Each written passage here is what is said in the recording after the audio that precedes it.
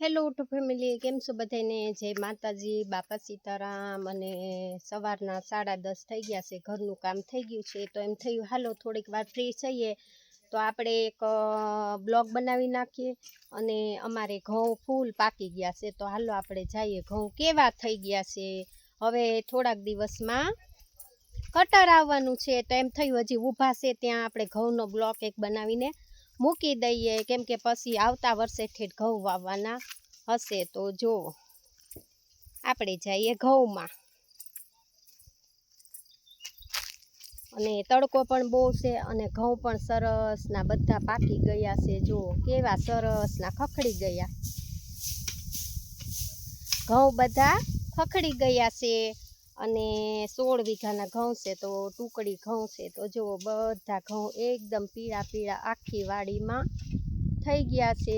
તો એમ થયું હાલો હવે તો કટર આવવાનું છે, તો ઘઉં તો લેવાઈ જશે. તો એમ થયું પાકી ગયા છે તો આપણે એક બ્લોગ બનાવીને મૂકી દઈએ. અને તડકો પણ બહુ બધો છે. તો જો આ છે ઘઉં, અને ઘઉં બધા સરસના થઈ ગયા છે. હજી કોકો ઘઉં આમાં છે ને લીલા લીલા દેખાય છે, એટલે ખેડૂત કહે છે 7-8 દિવસ પછી કટર બોલાવવાનું છે ઘઉંનું. અને ઘઉં આપણે લઈ લેવાના છે. અને અત્યારે પાકી ગયા છે એનો તો આપણે વિડીયો બનાવીને મૂકી દઈએ છે. પછી જ્યારે કટર આવશે ત્યારે પાછો એક બ્લોગ બનાવી નાખશું.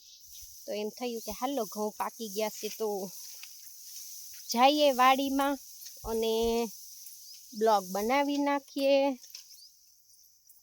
તો 16 વીઘાના ઘઉં હતા અને બધા ઘઉં પાકી ગયા છે જો. અને પાણ પણ છૂટી ગયું છે. હવે ઘઉંને પીવડાવતા નથી, કેમ કે 7-8 દિવસમાં હવે ઘઉં લેવાઈ જશે અમારે. અને પછી વાડિયું બધી થવા મળશે ખાલી. તો એમ થયું કે અંદર જવું છે, પણ હવે ઘઉંમાં તો બહુ મોટા મોટા થઈ ગયા છે, તો અંદર નથી જવું. અને તમે લોકો બહારથી અમારા ઘઉં જોઈ લ્યો. તો જુઓ બધા એક જ સરખા બધા પાકી ગયા છે, સરસના ઘઉં. અને સરસ ઘઉં થઈ ગયા છે. તો હવે થોડાક દીમાં આપણે ઘઉંનું કટર આવવાનું છે, તો ઘઉંનું કામ થઈ જશે. ખાલી કટરે તો નહીં હાલે, કેમ કે હજી એને પાછું કટરે ઘઉં કઢાવશું અને પાછા એને સાફ પણ કરાવવાના છે. એનો પણ આપણે વિડીયો બનાવીને મૂકવાનો જ છે. તો એમ થયું ઘઉં પાકી ગયા છે તો એક બ્લોગ બનાવી નાખીએ. તો તમે બધા અમારો બ્લોગ જોજો. અને આપણે કાકડી તે જુઓ હવે એન્ડ આવવાની તૈયારી થઈ છે. મહિનો દી હરખું હાલશે કાકડીનું, અને પછી કાકડી તે પૂરી થઈ જાય એટલે એક આલે વાડીના કામ બધા પૂરા થવા મળશે. કેમ કે ઉનાળો આવી ગયો છે અને તડકા પણ બહુ પડવા માંડ્યા છે. તો હવે થોડાક દીમાં બધું વાડીનું કામ પૂરું થવા મળશે. અને ઘરે આવી ગયા છે ઘણા બધા મહેમાન, તો આપણે જઈએ ઘેરે. મહેમાને ઘણા બધા છે, તો એમ થયું કે હાલો બ્લોગ બનાવીને તો મૂકવો છે. અને પાંદડા બહુ જ ખરતા હતા, તો આજે બધેથી પાંદડા ઢહેડા લઈ લીધા અને હળગાવી દીધા છે. એ પણ કામ વાડીમાં ચાલુ છે.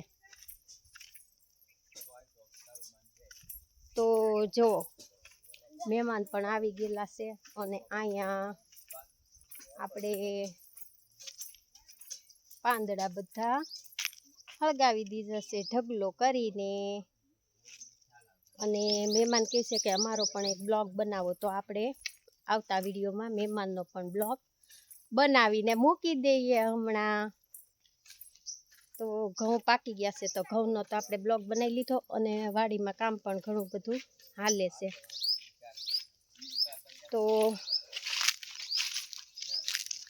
મહેમાનને બ્લોગ બનાવો છે, તો આપણે બીજા વિડીયોમાં મહેમાનને પણ બતાવી દઈએ. અને મહેમાન તો છે ને ભગવાન છે, મહેમાન ચાલુ જ હોય ઘરે, હાલ્યા કરે.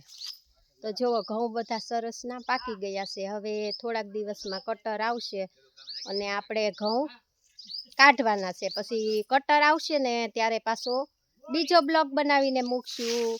તો વિડીયો ગમે તો લાઈક કોમેન્ટ કરજો બધા, અને આવજો બધા અમારી વાડીએ, અને કોઈને ઘઉં લેવા હોય તો સંપર્ક કરજો.